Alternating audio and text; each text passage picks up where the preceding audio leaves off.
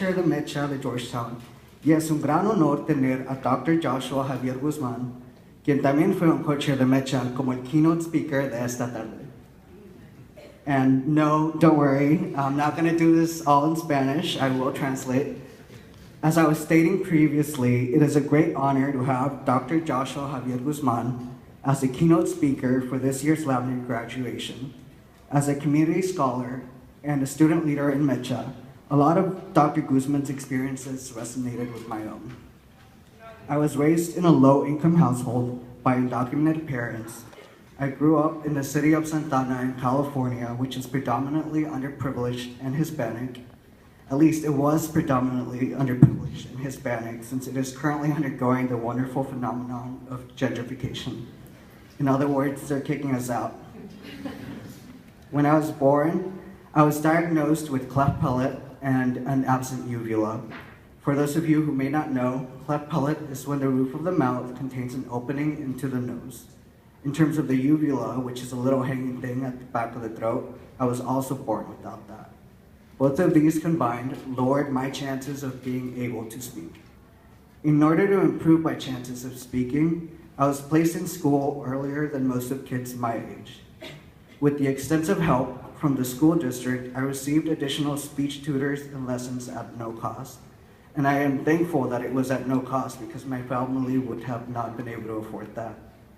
Less than a year later, I was able to speak and read, and I actually became the fastest read out loud student at my school.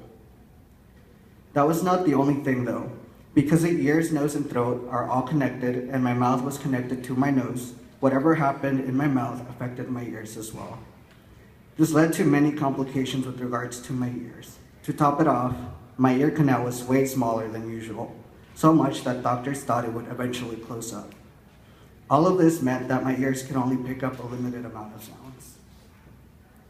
In order to try and solve this problem, I had to undergo surgery to place some hollow tubes in my ears. The hollow tubes were meant to keep the canal from closing up. I was often going through surgery for this 3 to 4 times a year. Around the time I turned 10, doctors called me in for a series of ear checkups. It was there that they realized I no longer needed the hollow tubes. I had come to a point where the tubes not only kept the ear canals from closing up, but made sure they stayed open permanently. This allowed me to improve my hearing throughout the years with the help of weekly therapy sessions. 2 things from this. 1, there is no doubt that we need comprehensive schools, such as the one that helped me speak. You might think that all schools are already that way, but they are not. Especially not in schools where marginalized communities make up the majority. It is for this reason that I am proud to say that I will be working with Teach for America in Los Angeles Unified School District as a special education teacher.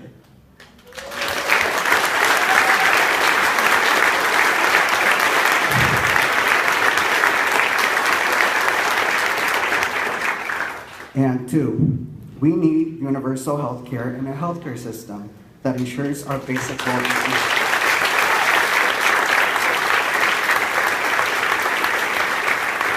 Both of these, of course, available to everyone regardless of race, sexuality, socioeconomic status, or citizenship.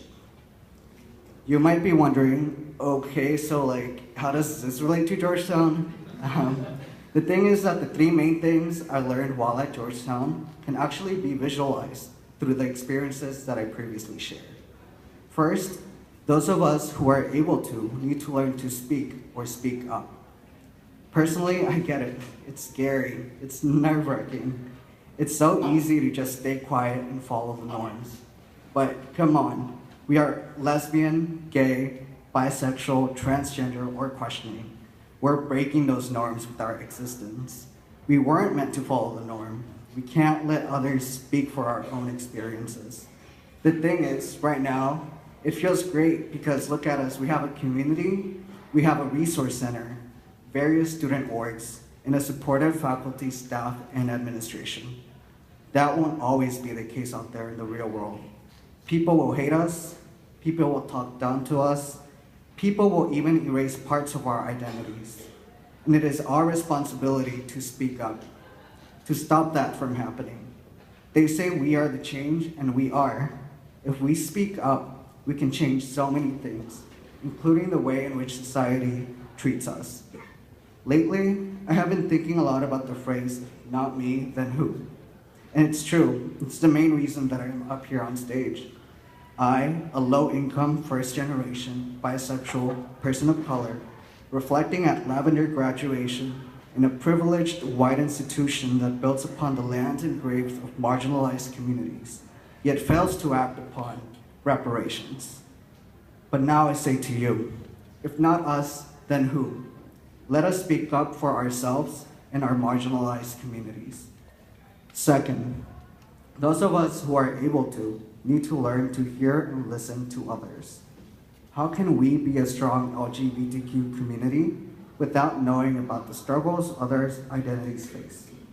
How can we call ourselves allies when we don't truly know the very people we are trying to fight for?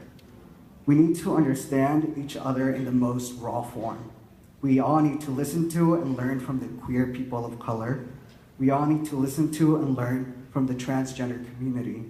We all need to listen to and learn from each other. And finally, we need to be comfortable with being uncomfortable. Frankly, I wouldn't be here had I not been comfortable with being uncomfortable. Before coming to Georgetown, I hid my bisexual identity. I was never happy with myself. I was uncomfortable with my true self. All of these are also reasons why I was initially uncomfortable with the idea of working at the LGBTQ Resource Center. But after working there for 4 years, I learned so much about myself. I learned to accept myself.